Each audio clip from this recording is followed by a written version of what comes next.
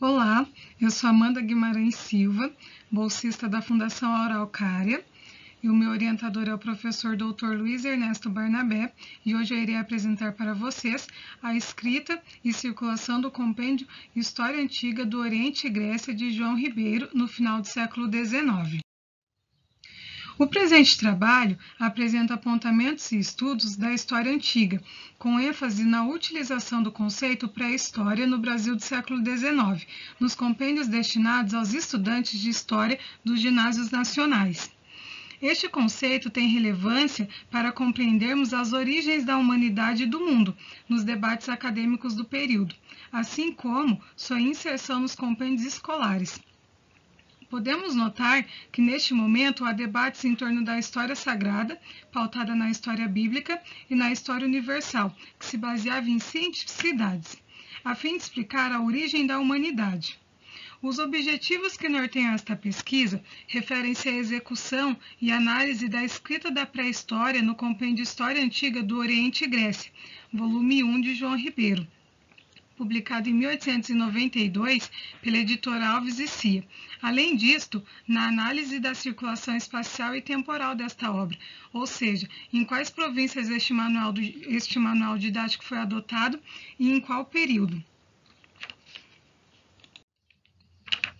Consideramos este compêndio relevante, pois, segundo Bittencourt e Gasparello, João Ribeiro é o autor didático mais investigado em pesquisas acadêmicas, nas quais é tido como inaugurador da terceira geração de autores do gênero. Além disto, Ribeiro foi professor titular no Colégio Pedro II e dedicou-se a escrever compêndios escolares, poesias e livros gramaticais.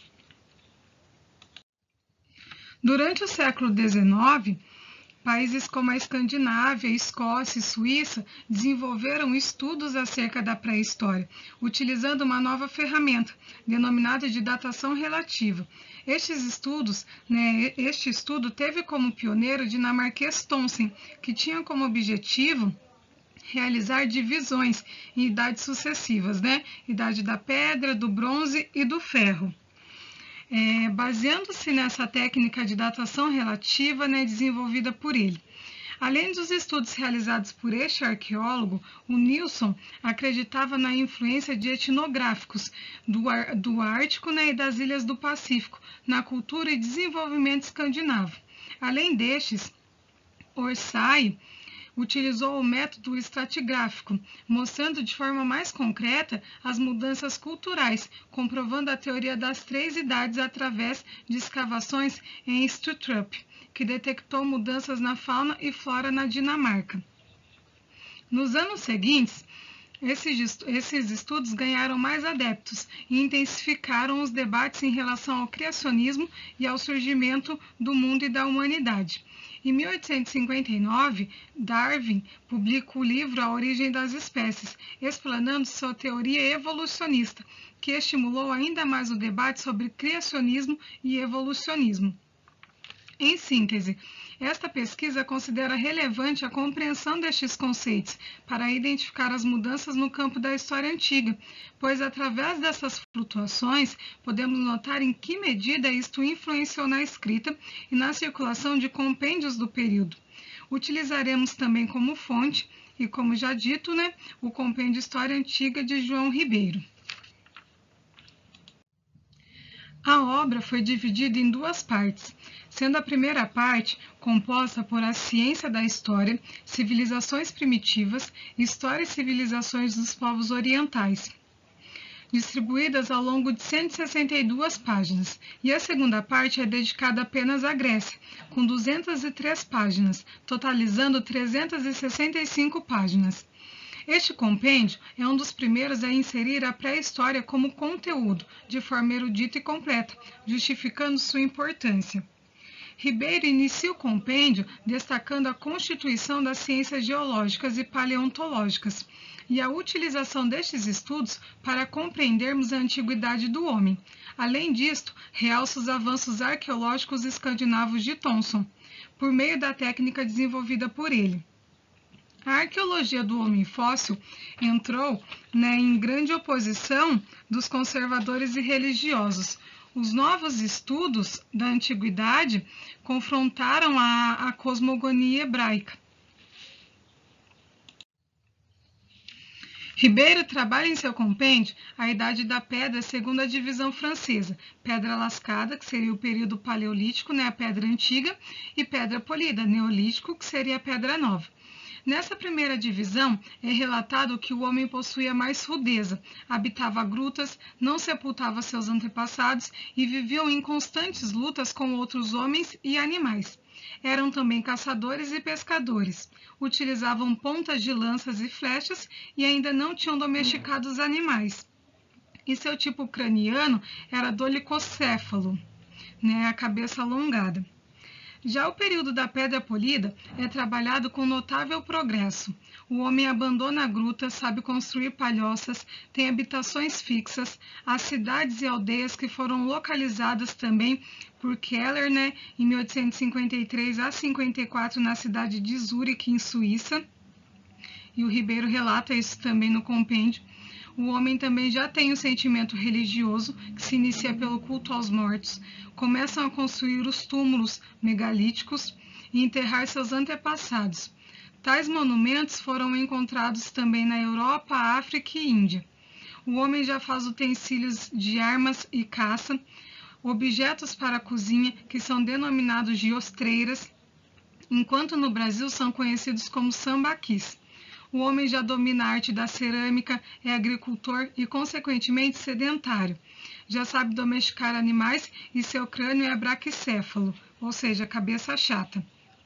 Na sequência, João Ribeiro trabalha as idades proto-históricas, englobando a idade do bronze e do ferro. Em relação a esta primeira fase, o homem já utiliza instrumentos de bronze feitos de ferro e estanho. Portanto, o homem já consegue fundir metais. Neste momento aparecem espadas, pontas de lanças e punhais, e já é conhecido o ouro e estofos de lã. Já na Idade do Ferro, os habitantes do norte da Europa já o conheciam antes mesmo da conquista romana. Os egípcios utilizavam desde a antiguidade e na civilização grega, mesmo na época de Homero, o ferro ainda era visto como um luxo, ou seja, essas fases não são síncronas em todo o mundo. Em suma, Ribeiro foca nas informações da pré-história, entretanto, não elenca a datação dos períodos e não expõe completamente as fontes que utilizou para escrever a obra. Nós utilizamos, para mapear a circulação desta obra, os periódicos editados no Rio de Janeiro, Jornal do Comércio, o Tempo, o Diário de Notícias, durante o período de 1890 a 1910. Apesar de originários da capital do país, tais periódicos provavelmente eram lidos em outras regiões, que por sua vez abre a possibilidade de conhecimento e interesse pelo compêndio para além da capital. Foram encontrados 5 anúncios, e somente nos 6 primeiros anos, desde a publicação, 1892 a 1896. Em suma, considera-se João Ribeiro relevante por suas contribuições em livros didáticos e para o ensino de história. Segundo Bittencourt, 2004, Ribeiro, por ser visto como autor didático famoso, acreditava-se que isso auxiliaria no número de vendas de seu compêndio. Ademais, a própria editora Alves e Cia buscava evidenciar atributos do autor na folha de rosto, ou seja, estes fatos poderiam contribuir na excessiva venda deste manual escolar. Constatamos que a recorrência de anúncios foi pequena para o período, poucos anúncios e somente nos 6 primeiros anos desde a publicação, e sempre promovidos pela própria editora, o que pode sugerir exclusividade de vendas, mas ao mesmo tempo pouca circulação. Pensando no número de ocorrências e na análise realizada em relação à escrita do compêndio, podemos notar que João Ribeiro abarcou em sua obra os principais avanços científicos do momento, de forma extensa, complexa e erudita, sobre a pré-história, se comparado a outros autores de livros didáticos da época. Nesse sentido, João Ribeiro não desenvolveu um livro voltado para o público escolar, justificando seu fracasso de vendas. Aqui estão os meus agradecimentos e aqui estão minhas referências bibliográficas. Agradeço a atenção de todos.